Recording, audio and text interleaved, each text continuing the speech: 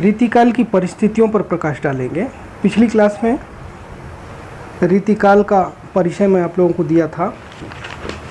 तो रीतिकाल को विभिन्न नामों से बुलाया गया। आचार्य रामचंद्र शुक्ल, विश्वनाथ प्रसाद मिश्र और राहुल सांकृत्यायन आदि लोगों ने रीतिकाल को अपने अपने ढंग से नामकरण किया।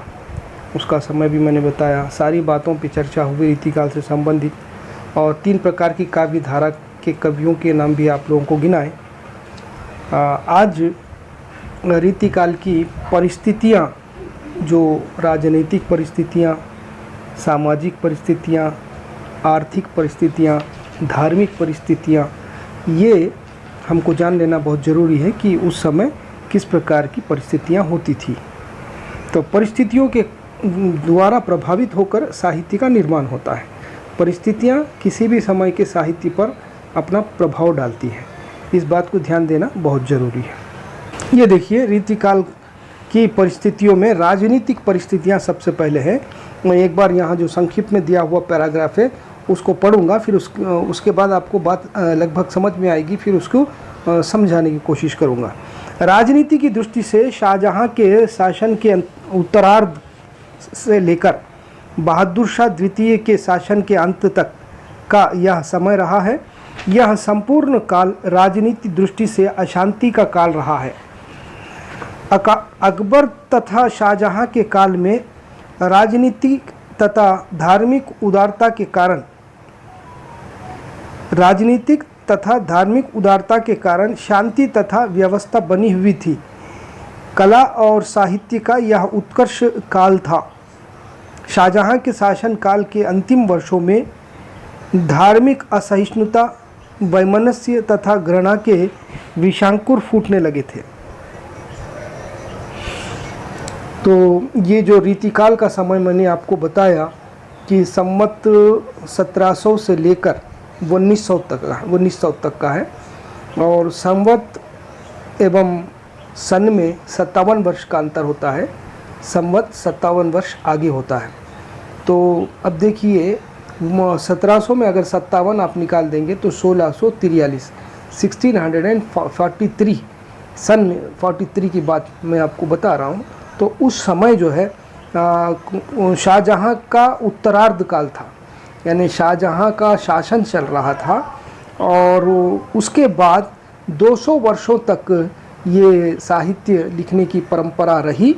और वो जो 200 वर्षों का जो शासन काल रहा है, वो बहादुर शाह, जो आखिर में जो मुग़लों के पतन का जो समय है, बहादुर शाह, नादिर शाह, वो समय तक जो है ये रीतिकाल पहुंचा था। लगभग 200 वर्षों का रीतिकाल का इतिहास है। और ये 200 वर्षों में मुग़ल राज्य ही यहाँ पर शासन ही यहाँ पर चल रहा था, और विशेषकर शाहजहाँ से लेकर नादिर शाह के आसपास तक ये 200 वर्ष का। और इससे पूर्व जो साहित्य है वो साहित्य भक्तिकाल का साहित्य है। भक्तिकाल के साहित्य में भी लगभग मुग़लों का साम्राज्य की स्थापना हो चुकी थी, और भक्तिकाल भी जो है मुग़ल साम्राज्य के शासन में ही लिखा गया है। किंतु भक्तिकाल की जो कविता है वो स्वांतः सुखाय है, यानी स्वांतः सुखाय रघु, तुलसीदास जी कहते हैं स्वांतः सुखाय रघुनाथ गाधा, यानी मैंने कविता को अपने सुख के लिए लिखा है, किसी राजा के सुख के लिए नहीं। तो ये मानसिकता आगे चलकर रीतिकाल में बदल गई, और कवि लोग जो है अब दरबार में रहने लगे और कविता करने लगे। अब दरबार में रहेंगे तो आप लोगों को तो मालूम है कि शासन के अनुरूप ही हरकत करना पड़ता है, और शासन के टेस्ट के हिसाब से ही अपने को चलना पड़ता है। तो शासन का जो टेस्ट था उस समय वो श्रृंगार पर कविता थी। प्रेम के संयोग श्रृंगार पर और वियोग श्रृंगार पर लिखने पर शासक भी प्रसन्न होते थे, फिर उसके बाद जनता भी प्रसन्न होती थी। तो इसे ध्यान में रखते हुए इस प्रकार की कविता लिखी गई। तो जो शासन काल था वो शाहजहाँ का शासन काल, जो उत्तरार्ध काल, यानी शाहजहाँ का लगभग आधा समय समाप्त हो गया था, और बाकी का जो आधा समय था वहाँ से रीतिकाल की परंपरा आरंभ हुई। फिर अब शाहजहाँ के बाद अब देखिए औरंगज़ेब का समय आता है 1650 से लेकर 1707 तक। फिर उसके बाद औरंगज़ेब के बाद बहादुर शाह, फिर नादिर शाह। ये नादिर शाह के दौर तक जो है लगभग ये हिंदी में लिखने की रीति साहित्य की जो रचना है वो होती रही है। तो ये परिस्थितियाँ थी कि उस समय कला और साहित्य का यह उत्कर्ष काल समझो। कौन सा काल? शाहजहाँ का काल और अकबर का काल। यानी शाहजहाँ से पूर्व जो अकबर थे, जहांगीर से पूर्व अकबर थे, तो अकबर का जो शासन काल था उस काल में और शाहजहाँ के काल में इतिहास हमको ये दर्शाता है कि शांति बनी हुई थी, क्योंकि संस्कृति की दृष्टि से, साहित्य की दृष्टि से प्रधानता होती थी और विशेषकर किसी भी प्रकार की कोई शासन को लेकर जोर ज़बरदस्ती भी नहीं होती थी। ये दोनों काल जो है साहित्य में और राजनीति में वो शांति वाले समय माने गए हैं। लेकिन जो बाकी का जो समय था शाहजहाँ के बाद, उसमें नाना प्रकार के समस्याओं को झेलना पड़ा साहित्य को भी और समाज को भी। धार्मिक असहिष्णुता, वैमनस्य के बीज फूटने लगे थे और घृणा के विशंकुर फूटने लगे थे। यानी एक प्रकार की क्रांति का जन्म होने लगा था। आर्थिक राजनीतिक जो स्थितियां थी, वो राजनीतिक स्थितियों से जनता असंतुष्ट होने लगी थी और तत्कारण वैमनस्य और घृणा के अंकुर फूटने लगे थे। औरंगज़ेब के शासन काल में यह स्थिति और तीव्र हो गई थी। मुग़ल शासकों की पक्षपातपूर्ण राजनीति और हिंदुओं के प्रति घृणा के कारण हिंदू राजा सचेत हुए थे। बुंदेलखंड के राजा छत्रसाल तथा महाराष्ट्र के छत्रपति शिवाजी ने मुग़ल शासन के प्रति विद्रोह किया और औरंगज़ेब के समय तक हिंदू और मुसलमान दोनों ही आपसी फूट और भोग विलास से डूबे रहे। देखिए, यहाँ पर जनता को हम अलग रख के देखेंगे और शासन को, शासक को अलग रख कर देखेंगे। शासक जो होते हैं, शासक अपने शासन को यथातथ रखने के लिए किसी भी हद तक वो जा सकते हैं और क्या कहते हैं, राजनीति में कुर्सी को बचाने के लिए हम देख रहे हैं कि इतिहास में, राजनीतिक इतिहास में सगे बेटे ने बाप को बंदी बनाया और सगे भाई ने अपने भाई को बंदी बनाया और बहुत सारे ऐसे सिचुएशंस हमने देखे हैं कि राजनीति में अपनी कुर्सी के लिए बहुत कुछ, स्वार्थ के लिए बहुत कुछ घिनौने काम किए गए हैं। तो यहाँ पर देखिए, जनता जो मुसलमान और हिंदू में बटी हुई थी, वो दोनों प्रकार की जनता भी विलासमय जीवन के प्रति आदी हो चुकी थी और भोग विलास में वो अपना जीवन बिता रहे थे। और स्थिति ये थी कि औरंगज़ेब पर मुसलमानों के प्रति पक्षपात करने का आरोप लगाया गया और सारे देश में एक प्रकार की क्रांतिकारी विचारधाराओं को जन्म दिया गया और विशेषकर हिंदू राजाओं में छत्रपति शिवाजी का जो नाम लिया जाता है, छत्रपति शिवाजी ने और कुछ दूसरे हिंदू शासकों ने मिलकर मुग़लों के विरुद्ध आवाज़ उठाना आरंभ किया और मुग़लों के विरुद्ध विद्रोह की एक लहर भी स्टार्ट हो गई।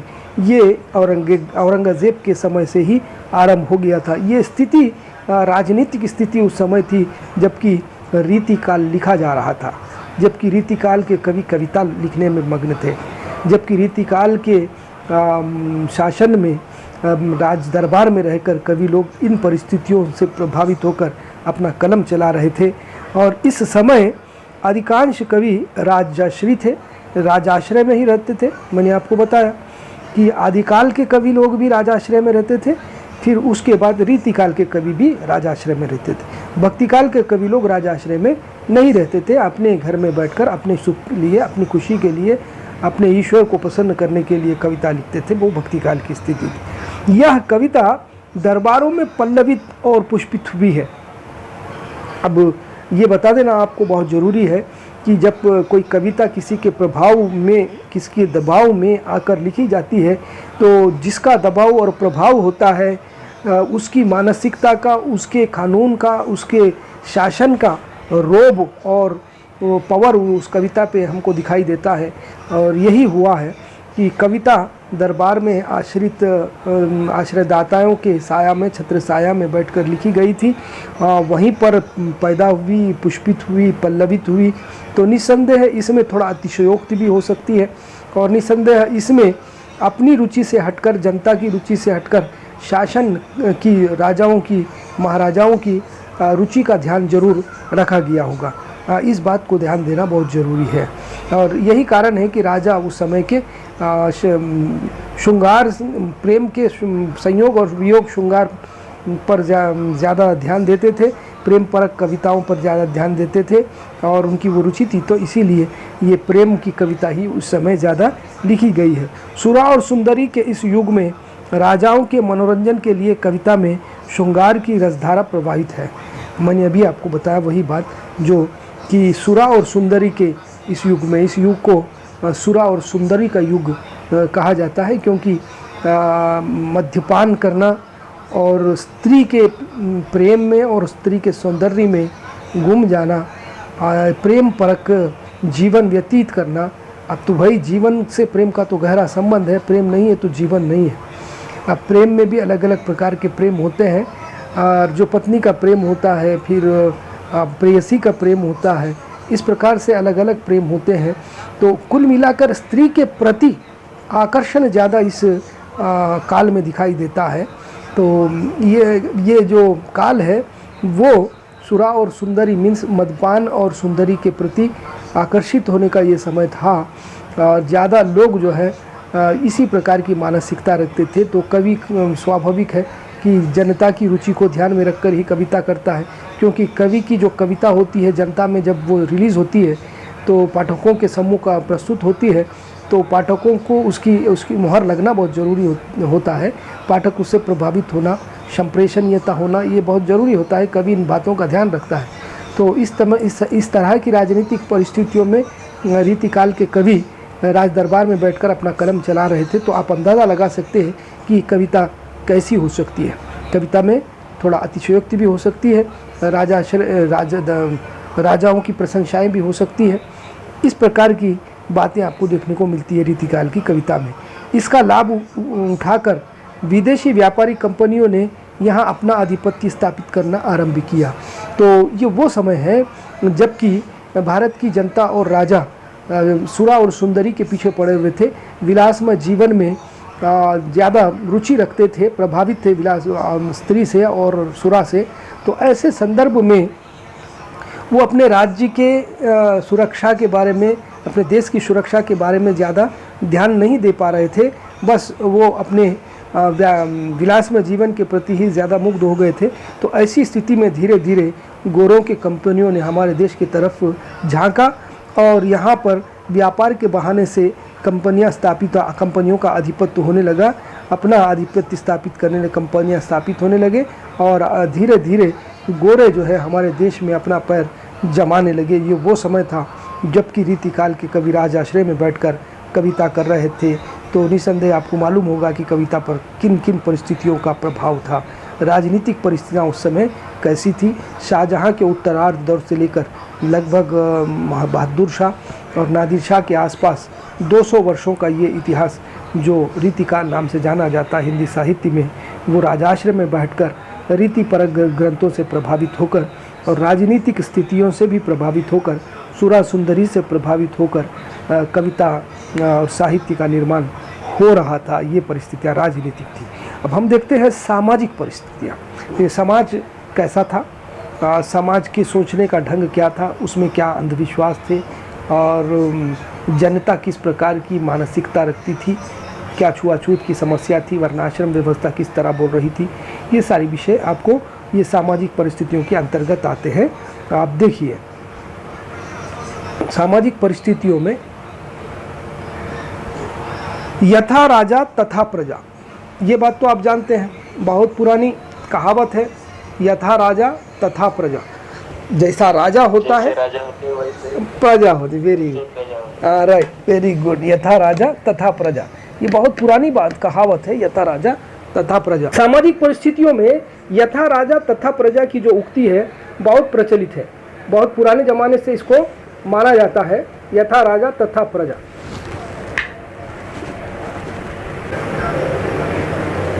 हाँ, चार्जिंग स्टार्ट हो गई।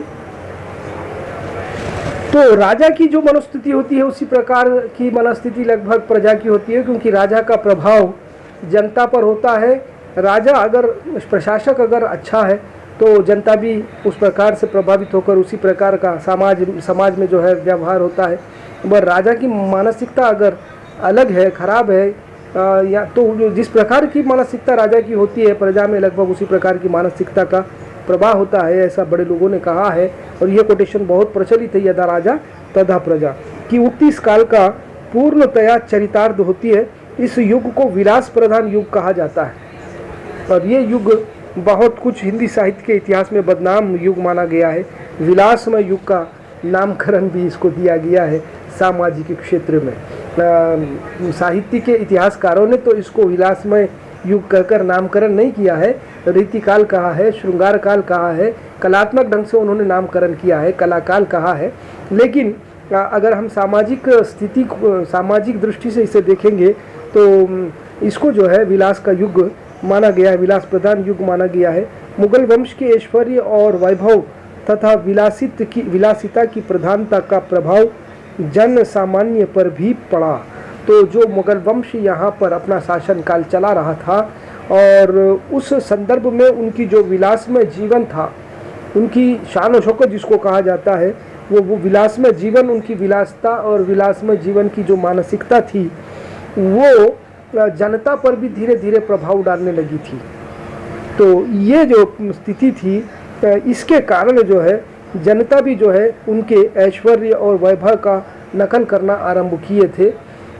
अभिजात्य संस्कृति के नाम पर नैतिकता का पतन हुआ था, और उसके साथ नारी को केवल मनोरंजन और विलास की सामग्री समझा गया था, और नारी को जो है मनोरंजन और विलास की वस्तु के रूप में देखा गया था। यानी नारी का कोई विशेष स्थान नहीं था। नारी के नक्शिक का वर्णन होता था, नारी की सुंदरता का वर्णन होता था। नारी को भोग और विलास का एक साधन, एक वस्तु के रूप में ही देखा जाता था। उसके प्रति कोई विशेष आदर और सम्मान और एक विशेष स्थान नारी को रीतिकाल में नहीं था। और संस्कृति के नाम पर जो है नैतिकता धीरे धीरे पतन होती जा रही थी। नैतिकता जिसको कहते हैं, मोरालिटी जिसको कहते हैं, मोरालिटी जो है कमज़ोर हो गई थी, और मद्यपान तथा द्यूत क्रीड़ा उनके जीवन के अंग बन गए थे। देखिए, इस प्रकार का सुरा और सुंदरी का वही बात यहाँ पर बताई गई है कि मद्यपान करना और स्त्री के साथ समय बिताना, स्त्री के पीछे भागना, ये सारी खेल कूद आदि जो है, मैं अपना मन लगाना, एंटरटेनमेंट करना, ये सारी बातें उस समय के लिए काफ़ी कुछ हो चुकी थी। यही कारण था कि धीरे धीरे अंग्रेज़ों ने देश में ईस्ट इंडिया कंपनी की स्थापना की और व्यापार के दृष्टि से देश में अपना स्थान बनाना आरंभ किए थे। वो इसलिए किए थे क्योंकि हमारे देश की जनता और राजा जो थे, वो अपने देश की सुरक्षा पर ध्यान लगाने से ज़्यादा स्त्री पर ध्यान ज़्यादा लगा रहे थे, विलासमयता पर ज़्यादा ध्यान लगा रहे थे। तो यही हुआ कि आगे चलकर अंग्रेज़ों की कंपनियां स्थापित हुई। अंग्रेज़ों ने धीरे धीरे भारत पर अपना राज्य स्थापित किया है। पद्माकर की निम्न पंक्तियां इसके संबंध में दृष्टिगोचर होती है और द्रष्टव्य है कि तान तुक डाला है, विनोद के रसाला है, सुबाला है, दुसाला है, विशाला चित्रशाला है। तो वो युग जो है उसमें विलास के लिए जो उपयोगी चीज़ें हैं वो सारे उपलब्ध है, और सब कुछ मनुष्य के पास, शासकों के पास है। पीने के लिए मदिरा भी है, मधु, फिर उसके बाद सुबाला भी है, अच्छी लड़की भी है, दुसाला भी है, विशाला भी है, और चित्रशाला भी है, देखने के लिए चित्र भी है। ये अनेक प्रकार के श्रृंगार को जन्म देने वाले, प्रेम को जन्म देने वाले और अनेक प्रकार के साधन उस समय रीतिकाल में मौजूद थे, जिससे प्रेरणा पाकर एक आम व्यक्ति भी जो है उस समय विलासमय जीवन के प्रति आकर्षित और मोहित प्रभावित हुआ था। जन सामान्य में अंधविश्वास, ज्योतिषियों की वाणी और पशु शकुन शास्त्र आदि पर विश्वास बढ़ रहा था। समाज में बाल विवाह और बहुविवाह की प्रथाएं थी। श्रमिक वर्ग अत्याचार से पीड़ित था। तो देखिए, अंधविश्वास जो हमारे देश में बहुत दिनों से ये एक पुरानी जड़ बनाकर रहने वाली स्थिति है। तो ये वो काल जो था जिसमें अंधविश्वास अपनी चरम स्थिति पर था। लोग अपने अंध रूप से बहुत सारे विश्वास किया करते थे। तो उसी प्रकार ज्योतिषों को और ज्योतिष शास्त्र के प्रति भी अमित विश्वास इस काल में देखा जाता है। ज्योतिषवाणी पर भी ज़्यादा विश्वास किया जाता था और शकुन शास्त्र को भी देखा जाता था। और इतना विश्वास था कि वो चरम स्थिति पर था। उसमें ज्योतिष शास्त्र के अनुसार जो लोग ज्योतिष बोलते थे उस पर 100% 100% विश्वास कर लिया जाता था। और आगे देखिए, बाल विवाह भी उस समय संपन्न होते थे, कम आयु में विवाह हो जाते थे और एक से ज़्यादा विवाह करने की प्रथा भी उस समय के समाज में देखने को मिलती है। कब से 1700 से लेकर 1900 तक का ये जो रीतिकाल का समय है, उस समय की जो सामाजिक स्थितियाँ थी उसमें अंधविश्वास भी थे, ज्योतिष शास्त्र के पर अमित विश्वास था और बाल विवाह हुआ करते थे। बहु विवाह भी होने की प्रथा थी, ज़्यादा एक से ज़्यादा विवाह भी करते थे, कोई रोक टोक नहीं थी और कोई ऐसा कानून नहीं था, रोका नहीं जाता था, एक से ज़्यादा विवाह किए जाते थे। श्रमिक वर्ग अत्याचार से पीड़ित था, श्रम करने वालों के लिए कोई विशेष वेतन सही ढंग से नहीं मिलता था। एक मानो में श्रमिक वर्ग के लिए मानो ये काल उतना ठीक नहीं था।